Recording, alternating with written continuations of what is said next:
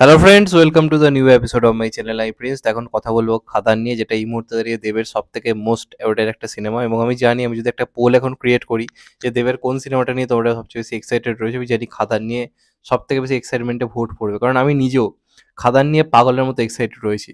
কারণ এটাই আমরা সেই পুরনো ভিন্টেজ দেবদাকে পাবো। আমরা চেঙ্গিসে যেভাবে জিদ্দাকে পেয়েছি, এটা একদম ইনসাইডার নিউজ দিচ্ছি, আমরা চেঙ্গিসে জিদ্দার যে অবতার দেখেছি, মাসি অবতার, আমরা খাদানেও কিন্তু দেবদাকে ঠিক ওইভাবেই কিন্তু পেতে চলেছি। সিনেমায় অ্যাকশন, ব্রুটালিটি সবকিছু কিন্তু একদম খাপে খাপ থাকতে চলেছে। তার সঙ্গে সঙ্গে কিন্তু স্ক্রিপ্টও একদম অন্য লেভেলের হচ্ছে, এবং সিনেমায় কিন্তু আমরা দেবদাকে সেই প্রপার স্টাইলে নাচা গানা, মাফিয়া টাইপ সবকিছু, সেই রাউডি ব্যাপার-স্যাপার সবকিছু কিন্তু পেতে চলেছি।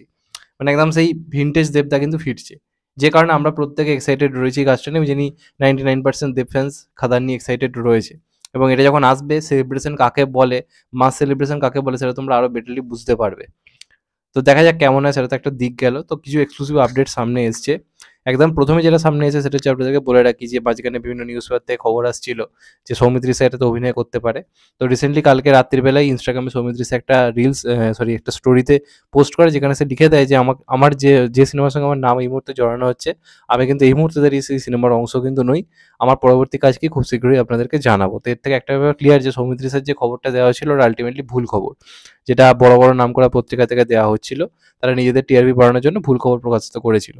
তো এখন অবধি যে নামটা সামনে এসেছিল ইথিকা, ওই নামটা নিয়ে এখন অবধি কোনো রকম বিতর্ক তৈরি হয়নি। তো আশা করা যায় যে এখন আমরা ইথিকা পালকে হয়তো সিনেমায় দেখতে পেতে পাবো, তবে সৌমিত্র এই সিনেমার কিন্তু অংশ নয়।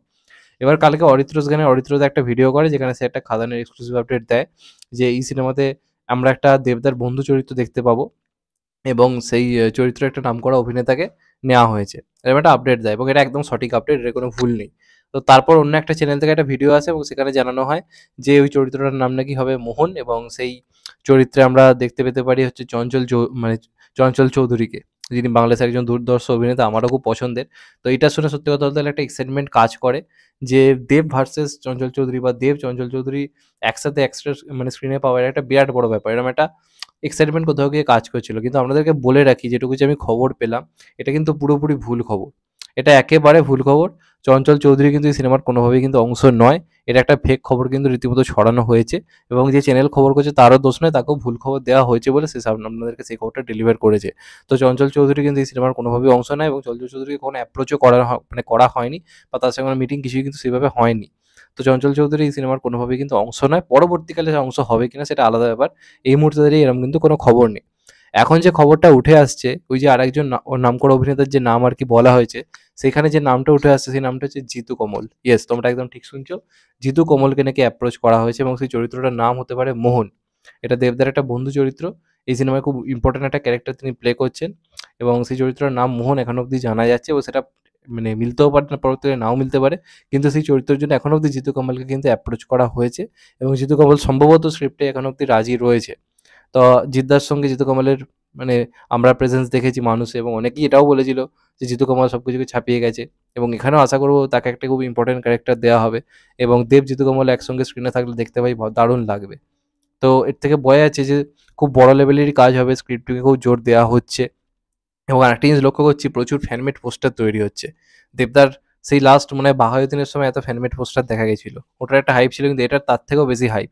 রিলিজের এখন প্রায় কত দেরি তার কোনো ঠিক ঠিকানা নেই, কোনো অ্যানাউন্সমেন্টই হয়নি, অথচ এই লেভেলের হাইপ। মানে বুঝতে পারছো, এটার যখন পোস্টার আসবে, এটা যখন ট্রেলার টিজার আসবে, কি লেভেলের সোশ্যাল মিডিয়াতে মাতামাতিটা হবে। কারণ ভাই রাজকীয় কামব্যাক হতে চলেছে মাস ফিল্মে। তো সেই কারণে একটা এক্সাইটমেন্ট তো কোথাও গিয়ে রয়েছে, এবং আমিও দেখুন থাম্বনেলে যে একটা ফ্যানমেড পোস্টার দিয়েছি, এবং সেটা আমার দেখে বেশ ভালোই লাগে, যে কারণে দিই। তো অনেকেই এরকম পোস্টার বানাচ্ছে এবং আমাকেও কিন্তু পাঠাচ্ছে। তো অনেকদিন পর কোনো বাংলা সিনেমা এরকম ক্রেজ দেখা যাচ্ছে, জিদ্দার সিনেমায় এরকম দেখা যায়, তারপর আবার দেবদাস সিনেমার ক্ষেত্রেও কিন্তু এই জিনিসটা ঘটছে।